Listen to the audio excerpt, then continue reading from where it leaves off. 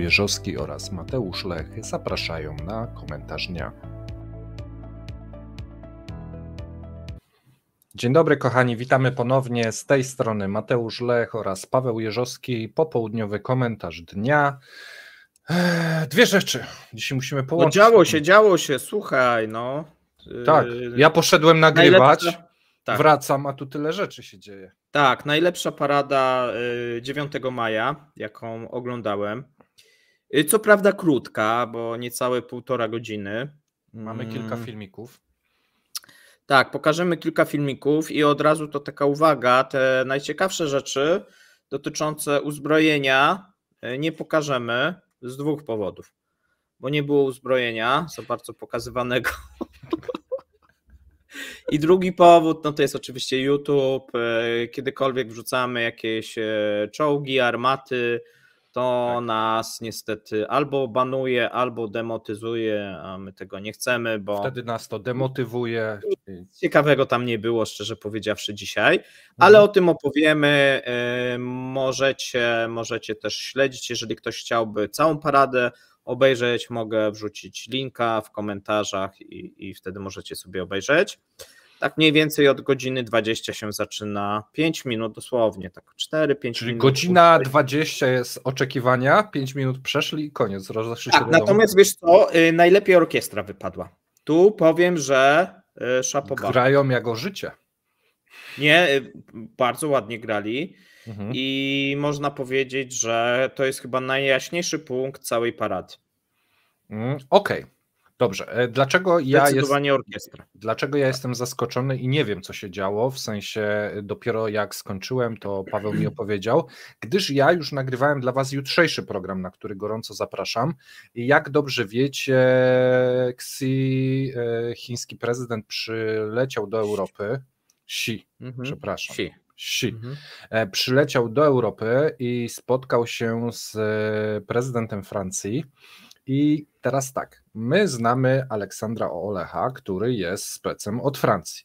No i mamy w swoim zestawie kremlinkowym Łukasza Kobierskiego, który jest ekspertem od Chin. No i głupio by aż było nie nagrać programu z tego spotkania, porównując dwa punkty widzenia. Tak, Mateusz ich połączył, co z tego wyszło, zobaczycie jutro o godzinie 17. Jest dużo zakulisowych informacji, bardzo dużo smaczków, no i punkty widzenia takie krzyżujące się z dwóch stron, na które już teraz gorąco zapraszamy, bo to jest pierwszy, być może z wielu takich programów, jakie się pojawią na Kremlince. Tak, ale wracajmy do parady, bo oprócz parady jeszcze dzisiaj były różnego rodzaju pożary i eksplozje, o tym też powiemy pod koniec. Natomiast najpierw do parady, bo być może ktoś nie wie, tak, jaka ta parada. Przypomnijmy, tutaj jest parada w Moskwie, w większości rosyjskich miast, na Białorusi i w byłym Związku Sowieckim, nie wszędzie, o tym sobie też powiemy. Parada i tak naprawdę celebracja w tym momencie 79. dnia, w Rosji to się nazywa zwycięstwa. Jak? I w zaraz, Rosji zaraz, 79. rocznica. Rocznica. Bo ty powiedziałeś 79 dnia i ja jakby nie liczyć. No, 79. rocznica zwycięstwa nie nad nazistowskimi Niemcami, bo to 8, a w Rosji tutaj jest rocznica zwycięstwa w wojnie tak zwanej ojczyźnianej, tak to mniej więcej się nazywa, jeszcze mówi się, że to jest często Wielka Wojna Ojczyźniana.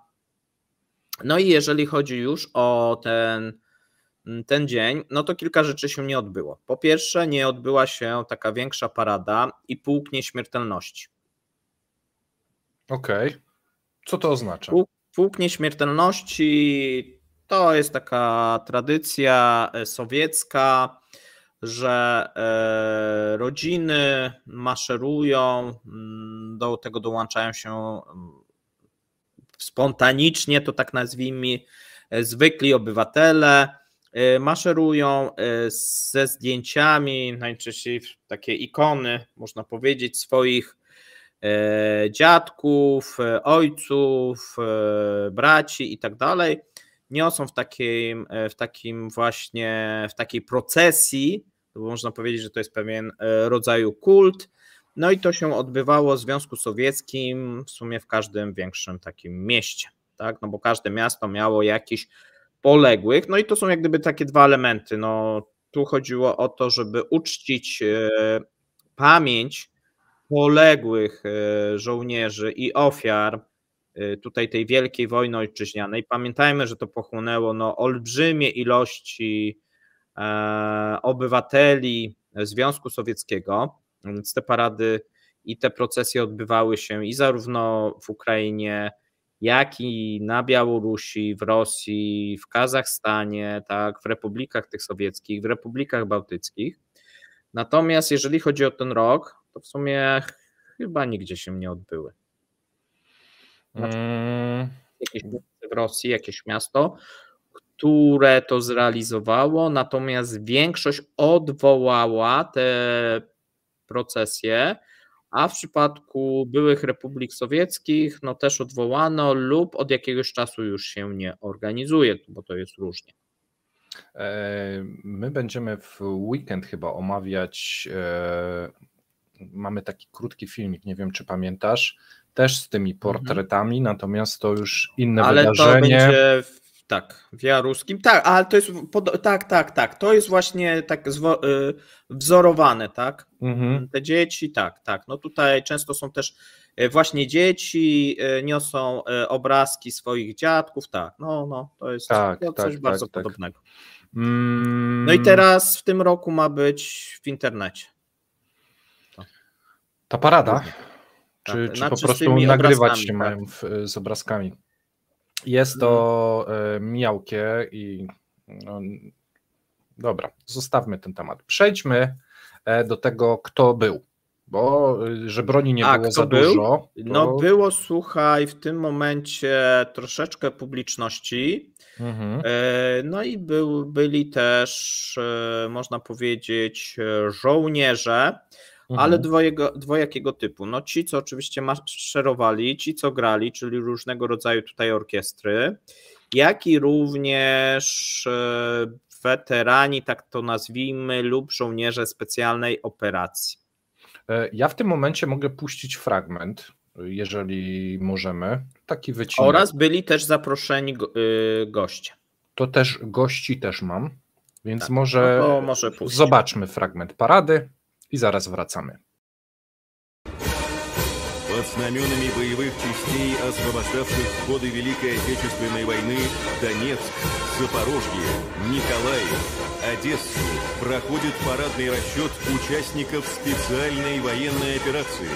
Во главе строя герой России подполковник Евгений Хабаров. Каждый военнослужащий парадного расчета – образец личного мужества и отваги. В строю 7 героев Российской Федерации, 24 кавалера Ордена Мужества. No i to była ta, można powiedzieć, najbardziej taka liczna część. Tak, i jeżeli wam się skojarzyło, że tam głównie maszerują ludzie i nie ma tego sprzętu, to dobrze wam się skojarzyło, bo ponad godzinę widzieliśmy maszerujących różnego typu żołnierzy. Większość no to tych takich defiladowych, można powiedzieć, żołnierzy, natomiast bardzo mało sprzętu, bo jeżeli chodzi o sprzęt, to dopiero ten sprzęt pojawia się po godzinie 20 całej parady i prezentacja tego sprzętu trwa no dosłownie 5 minut. Widzimy jeden czołg T-34, no tutaj jest wzmianka tak w tej narracji, że to jest taki, mówię, nie możemy pokazać ze względu właśnie na YouTube'a, być może ktoś pokaże, tak, natomiast no my musimy tutaj być zgodni z tymi wytycznymi. I jeżeli chodzi o T-34, to był jeden. W zeszłym roku chyba było kilka, tak? Nie, dwa chyba, ale dwa czy trzy, dwa nie jechały, jeden jechał, czy coś takiego. Tak, a tu był tylko jeden, który jechał i potem już nie było czołgów, tylko były wozy, można powiedzieć, takie terenowe, gazy, potem kamazy, do ewakuacji, tak, do zaopatrywania 4x4. I potem, jeżeli chodzi o te wojska naziemne, to tyle. Potem były wojska rakietowe, był Iskander M bodajże pokazany, potem S-400 Triumph, tylko nie wiem, czy to te wyrzutnie, które osłaniają Moskwę, czy jakieś inne. Może akurat ten model osłaniał rafinerię Gazpromu, do której za chwilę przejdziemy. No nie, ten akurat nie osłaniał, bo tam nic nie osłaniało. No bo przyjechał na paradę. A, no może właśnie ściągnęli z Baszkirii na paradę, to też możliwe. I potem już nic nie było i były samoloty jeszcze, Su-37, z tego co pamiętam, MiG-29 i Su-25 i to już koniec. Dobrze, teraz żeby nie było, że... A więc nic za bardzo nie straciliście, jeżeli chcielibyście na przykład oglądać jakieś nowe uzbrojenie rosyjskie, to nie było. Ale jeżeli chcecie takie małe wtopy obejrzeć, to mam dla was też krótkie wideo. Zobaczcie.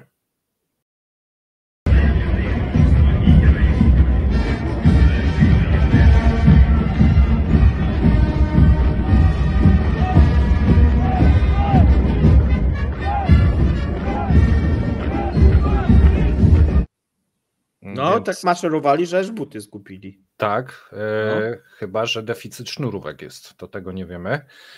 Zdarzył się taki, no i mamy pewnego rodzaju koloryt i mamy też oddziały z Afryki. I tu też mamy fragment. I to chyba zaproszeni są goście.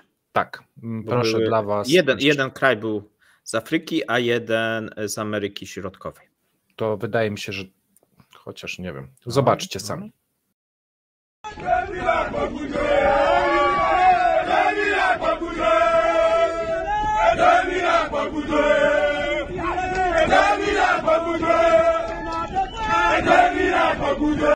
Radośni, roztańczeni byli.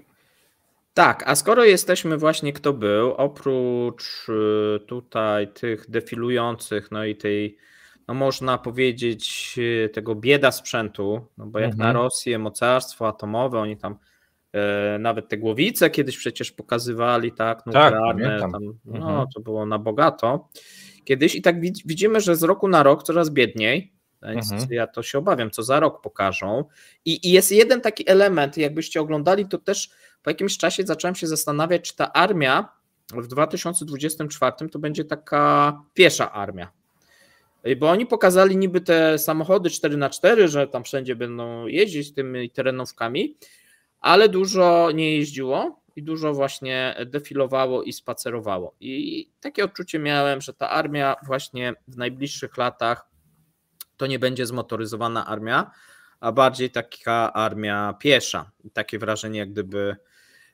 było. No i następna rzecz, tutaj bardzo szybko te kamery przejechały po twarzach zaproszonych gości. Wiesz co, to musiało być naprawdę migiem, bo zaproszonych gości ja może wymienię, kto był, bo mieliśmy całą listę długą prezydentów. I teraz... I przypomnijmy, że to są kraje przyjazne Rosji, tak? I pojawili się tylko ci przywódcy, którzy są przyjaźni. Jeżeli ktoś się nie pojawił, to według pani Zacharowej, bo taka była wypowiedź Ministerstwa Spraw Zagranicznych Rosji, to są osoby niemile widziane w Rosji, a te osoby, które były, to są mile widziane. To słuchajcie, Kazachstan, Kirgistan, Uzbekistan, Tadżykistan, Białoruś, Turkmenistan, Laos, Gwinea-Bissau i Kuba. Koniec. No ale ty, moment. I tak po łatwości pojechałeś. Ja myślałem, że przeczytasz, tak? Nazwiska? Aleksander Łukaszenko, Kasym Zomar Tokajew, Sadyr Japarow z Kirgistanu, z Uzbekistanu, Szawat Mirziojew. Sam się wpakowałeś na minę. Enomali Ramon z Turkmenistanu, Serdar Bertimuhamedow, Kuba była, Miguel Diaz, Kanel, Laos był, Tonglun Sisuli i Gwinea-Bissau, Oumaru Sissoku Embalo. No Okej, i czyli mamy chyba raz, nikogo dwa, nie trzy, popchnął. 4, 5, 6, 7, 8, 9, 9 prezydentów z Putinem 10. Ale miało być, powiedzmy sobie, miało być więcej. Miało być Mhm. więcej, bo byli zaproszeni goście z Armenii, z Azerbejdżanu, z Gruzji.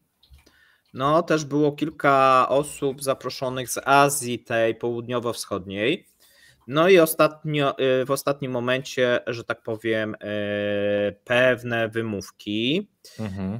Tutaj, jeżeli chodzi o premiera Armenii, przypomnijmy, że on był 8 maja na spotkaniu, no ale tutaj 9 no musiał niestety wracać. No podobnie Azerbejdżan nie chciał wziąć udziału w paradzie. Nie wiem, czy pamiętasz takie okresy jeszcze przed 2014 może rokiem. Tu tych prezydentów to tam było, co? No, było. I to z Europy Zachodniej było. No. Tak. Nawet w zeszłym roku było więcej, z tego co pamiętam.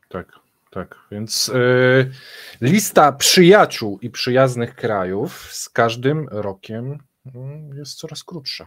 No albo właśnie spójrzmy na przykład, bo tak, po pierwsze, jeżeli chodzi o były Związek Sowiecki, to się to kurczy, no bo mamy tak Białoruś, Kazachstan, Kirgistan, Uzbekistan, Tadżykistan, Turkmenistan, koniec. Tak. Natomiast o wiele gorzej wygląda ta sytuacja zewnętrzna, bo mamy Kuba, Laos, Gwinea. No tak, ale wiesz co, może jacyś przedstawiciele niższego szczebla. Warto zaznaczyć tu i pozdrowienia dla Aleksandra Olecha, bo on to informację wynalazł. Ambasador Francji był. Wiesz co, ale ja go nie widziałem. A nie, przepraszam, nasz zaprzysiężeniu był, a nie na paradzie. Ja nie widziałem na paradzie, ja widziałem tylko tych, co tutaj są wymienieni. Tam naprawdę ta ławka, jak ta kamera się przejechała, to tak naprawdę ci Kubańczycy, bo tam był chyba ten właśnie ta delegacja taka większa. Tak. No i najbardziej się też rzucali z tej Gwinei, bo też było kilku, czyli Kubę było widać, Gwineję, no oczywiście Tokajewa, Sadyra, tak, no tak, a więc no dosłownie to było tam z 10 osób, nie? A był Kadyrow gdzieś tam? Mignął ci? Nie było Kadyrowa. Był tylko na zaprzysiężeniu i do domu. Tak, na zaprzysiężeniu był. Potem, wiesz co, może jak przesuwał ten samochód, to w kręgosłupie mu coś strzeliło. Coś strzeliło, nie? I to, wiesz. No dobrze, no i parada to jest ten czas, gdy na początku przynajmniej Rosjanie próbowali się mobilizować i pokazywać, że mają tyle broni, że się ta wojna ich nie ima. Z roku na rok widzimy, że jest coraz gorzej i teraz właśnie a propos tego coraz gorzej, może to już jest dobry czas, żeby przejść do tego, co się wydarzyło coraz gorzej, no bo tu pokazują, że broni nie ma, no i nie ma opelotki i drony latają nad całą Rosją. Nie, no jest, no była S-400, widziałem Triumf na właśnie placu tutaj. No dobrze. W Moskwie. A teraz tak, dron z Ukrainy przeleciał między 1300 a 1500 kilometrów i nic. No tak, tutaj są, słuchajcie, znowuż tego nie możemy pokazać, ale na moim Twitterze jest ten filmik, a więc odsyłamy tutaj do Twittera mojego. No filmik, który pokazuje, że tak naprawdę jeżeli chodzi o Baszkirię i w tym momencie rafinerię Gazprom Nieftu, bardzo ważną rafinerię wbrew pozorom, ponieważ ona nie produkowała tylko produktów tych do samochodów, ale różnego rodzaju takie zaawansowane produkty też dla wojska, różnego rodzaju rozpuszczalniki, półprodukty, no ponad 100 różnego rodzaju produktów z tej rafinerii trafiało no i na moc rynek. przerobowa 10 milionów, czyli nie jest tam 6, 7, no już dwucyfrówka, nie?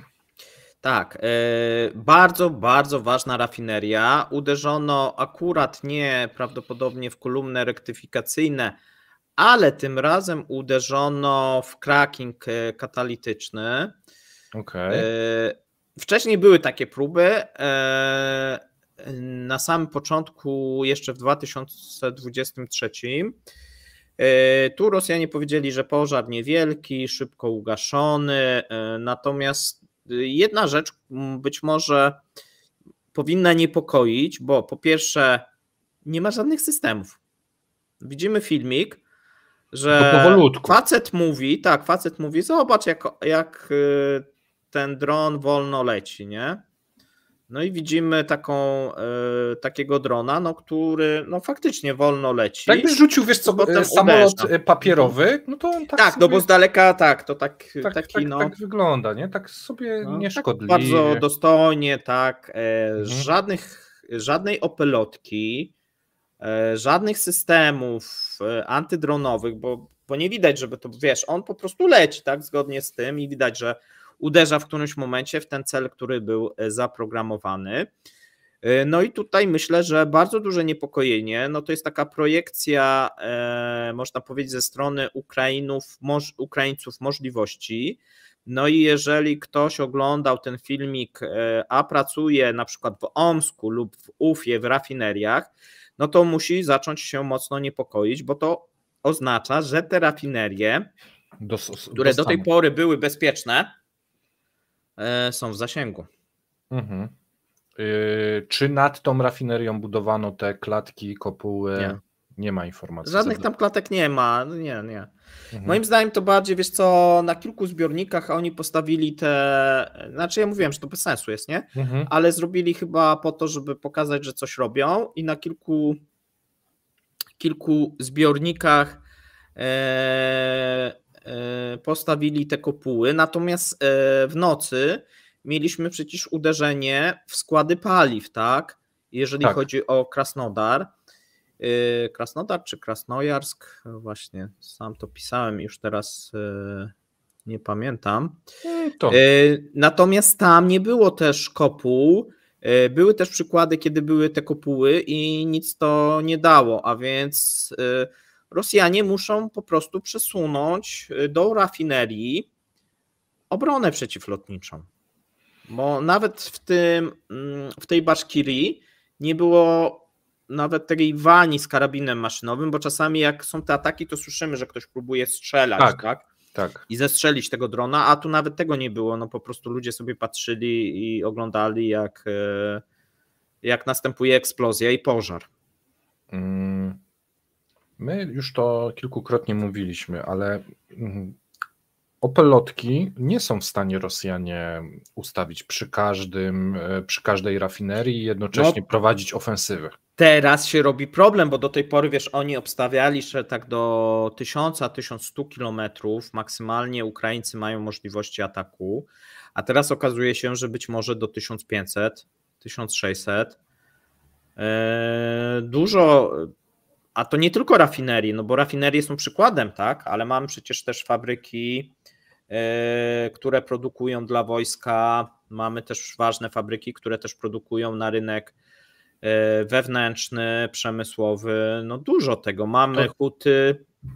To jest bardzo symboliczne. Zobacz, parada zwycięstwa, która jest słaba i jednocześnie... No bieda parada, tak. Pierwsza parada z takim skąpym, można powiedzieć, to trochę by wyglądało, jakby to właśnie jakiś Laos, tak, czy Kuba zrobili taką paradę. No. Może z Kuby ściągnęli, żeby zaczerpnąć informacje, jak taką przygotować. Nie, ale przerwałeś mi myśl. To jest takie symboliczne, bo tu mamy biedoparadę, a Ukraińcy zrobili tak jakby swoją paradę zwycięstwa, w sensie pokazali, że mogą na 1300–1500 dolecieć, to taki lot zwycięstwa. To jest bardzo symboliczne, bo pokazuje, bo parada jest po to, żeby pokazać możliwości. No i na paradzie w Moskwie te możliwości raczej wypadły słabo, a tu jeden dron pokazał możliwości ukraińskie i wydaje mi się, że to... Znaczy no 2, no bo mamy to uderzenie w Krasnodarze, tak? Tak. Mhm. W sumie 3, bo jeszcze Białgorod dzisiaj był atakowany. Natomiast no ten Krasnodar, no kilka zbiorników się spaliło, bo tam uderzyło od 6 do 7 dronów. Tutaj też są dyskusje. Rosjanie mówią o 6, Ukraińcy mówią o 7, jeżeli chodzi o ANAP. Dosyć dużo osób brało udział, jeżeli chodzi o gaszenie. Pożar 3, 4, 5, 6, ponad 5 godzin, a więc dosyć długi. Spaliło się dosyć dużo paliwa, które potrzebne jest w tym momencie na froncie. No i drugi pokaz raczej takich możliwości, czyli to uderzenie w Baszkirię. Tak? No Baszkiria raczej nie spodziewała się, no tam nikt nie myślał, wiesz, wojna jest tam gdzieś, no właśnie, no daleko. chodzi mi o to, że parada jest... Barkostan by atakował. No właśnie, no i tu mamy dzisiaj, parada jest pokazem możliwości, pokazem siły, pokazem tego, co potrafisz. Rosja wypadła blado, a Ukraińcy pokazali możliwość. Oni zrobili swoją paradę w ten sposób. Aż tak bym nie przesadzał, po prostu Rosja wypadła blado, natomiast Ukraińcy robili to, co robią już od dłuższego czasu dosyć skutecznie, czyli atakują tym, co posiadają, rosyjskie właśnie rafinerie. No i pokazując, że bzdurą jest to, że Amerykanie im zakazali, tudzież jeżeli faktycznie im ktoś kiedykolwiek coś mówił, to oni mają to w głębokim poważaniu i będą robić swoje. No tak. Powiedz mi, czy ta rafineria, którą powiedziałeś, że produkuje dużo specjalistycznych smarów i tak dalej, czy to się może odbijać w tym momencie jakoś w Rosji mocno? Czy są rafinerie, które potrafią zastąpić tą produkcję? Tak, są, natomiast też uważam, że wiesz, ona jakoś mocno nie ucierpiała. Rosjanie oczywiście mówią, że nic się nie stało. Moim zdaniem się stało. Natomiast wyłączyć taką rafinerię po prostu trzeba coś więcej niż 1 czy 2 drony. Okej, czyli to jest za mała siła, wiesz, tu trzeba by albo większą ilość, tak jak w tym składzie właśnie paliw 6-7 dronów, może wtedy byłyby jakieś takie odczuwalne. Natomiast to też pokazuje, zobacz, że tak naprawdę te ataki od marca nie ustały, sięgają coraz dalej. No i trochę tak moim zdaniem Ukraińcy szachują, bo chodzi o to, że to jest teraz tak, masz takie właśnie rafinerie kluczowe jak Omsk, Perm, no i oni zaczną się zastanawiać, tak? Może Omsk nie, ale już Perm to jest w zasięgu. Tak, czyli musisz tam opelotkę jakąś dosyć poważną przenieść. No właśnie, trzeba by jednak jakoś ochronić. Tu też widzimy, że niektóre rafinerie mają, to nie jest tak, że wszystkie rafinerie nie mają tej opelotki. Są rafinerie, którą mają obronę przeciwlotniczą, czy jakieś w pobliżu stacjonują wojska, które chronią te rafinerie. Okej, no ale to... A więc widać, to jest zupełnie jakoś tak wybiórczo, losowo. Tu też co niektórzy się śmieli, że w zależności, wiesz, kto kogo przekupi, jeżeli chodzi o właścicieli tych rafinerii, no to taka opelotka gdzieś przypadkiem w pobliżu się znajdzie, tak? A jeżeli ktoś nie ma takich umiejętności, no to takiej opelotki nie ma. No tutaj ten przykład Baszkirii pokazuje, tak jak mówię, że oni się po raz kolejny, jak to w Rosji, się nie spodziewali, bo przecież jest za daleko, przecież nigdy nas nie atakowali. Tu występuje w Rosji coś takiego, jest taki szok i takie zaskoczenie, nie? Że przecież, no ale jak? Wiesz, nigdy nie było ataku.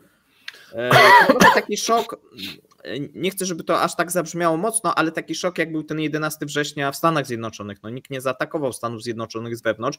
Tu samo w Rosji, no dobra, leci samolot, no ale jak w nas? Uderzyć w rafinerię? No ale gdzie? W Baszkirii? Ukraiński? No brzmi to tak, wiesz, tak jak rozmawiamy, no to brzmi dla nich tak jak jakiś taki... Jakby u nas rakieta trafiła, nie wiem, w Wałbrzych. Że co, całą Polskę? Jak to? Nie? No tak jakbyś, wiesz, nie? No ale tego, powiedzmy, możemy się spodziewać, natomiast no tam oni się zupełnie nie spodziewali, dla nich to było moim zdaniem zupełne zaskoczenie. No i prawda jest taka, że jedynka, tak jak wchodzę na 2 portale, no to jedynka to jednak nie parada. No, i to jeszcze właśnie tak smutno dla Putina, bo ta informacja przykryła paradę. Jeżeli spojrzymy, oczywiście jest Komsomolska Prawda, która oczywiście piękny artykuł, jeżeli chodzi o Komsomolską. Jak chcesz, to mogę zacytować, tak nawet. Proszę bardzo. Czasami dziecięce marzenia się spełniają. Spełniają się, gdy jestem już grubo po 40, kiedy dawno temu odszedłem ze służby wojskowej, nie biorąc udziału w paradzie zwycięstwa. Ale przyszedł trudny czas na specjalną operację wojskową i ponownie dołączyłem do zjednoczonej i przyjaznej formacji obrońców naszej ojczyzny. I nagle okazało się, że moje dziecięce marzenie nie zniknęło. Cały czas deptało mi po piętach i niespodziewanie dopadło mnie w okopach pod Piatichatkami. Poetycko no i uśmiechnięty. No nie wiem. Zgadnij kto. Aleksander Koc, no dosyć znany, można powiedzieć, korespondent. Według mnie to on się minął z powołaniem, powinien zostać jakimś pisarzem, tudzież poetą, bo zawsze jak robi takie, nawet z tego frontu, no to jest tak bardzo poetycko i tak czyta się to wręcz jak powieść jego. Może pisze gdzieś do szuflady i w przyszłości. Może, tak. Natomiast no, widać, że chłopak się mocno marnuje, ponieważ dosyć taki ten język rosyjski, no można powiedzieć, bardzo ładny, tak? Jeżeli ktoś jest tutaj fanem i no to jest taki bardzo taki kwiecisty, melodyczny. No, można powiedzieć, że piękny, melodyczny, tak, nie? Bardzo. Tak, tylko Można się zakochać, jeżeli by nie opisywał tak strasznych rzeczy, tak? No. Tak, słuchaj, myślę, że mamy wszystko. Parada jest taka, że mucha nie siada, bo nie ma na czym. Jeżeli chodzi o rafinerię, no to znowu Znaczy wiesz co, ja to się boję, co będzie w przyszłym roku, jeżeli specjalna operacja się utrzyma. Ja się boję, że w przyszłym roku Gwinea nawet może nie dojechać i Laos. Ja się boję, że w przyszłym roku nie będziemy już mieli z czego zrobić a w przyszłym roku, komentarza. Słuchaj, 80. Więc wiesz, pasowałoby na bogato. Może będą. Że oprócz Laosu być może, nie wiem, Kambodżę albo Birmę zaprosić. Może będzie, słuchaj, jakaś parada wolności i sarkofag. Jak wolności? Czekaj, i sarkofag na przodzie. Myślisz, że tak, na bogato. Może. Wtedy może więcej polityków przyjedzie. No to wtedy myślę, że i z zachodu może ktoś przyjechać. Pożegnać, nawet z Polski. pomachać. Tak. Mateusz. Jako korespondent. No tak, dobra. Korespondent Kremlinki tutaj na tym paradzie wolności. Do tego czasu już będziemy pełnoprawną telewizją. Czego nam i wam życzymy, a my dziś już się żegnamy. Zapraszamy jutro na poranne wydarzenia w CEP-ie. Trzymajcie się. Miłego wieczoru. Cześć.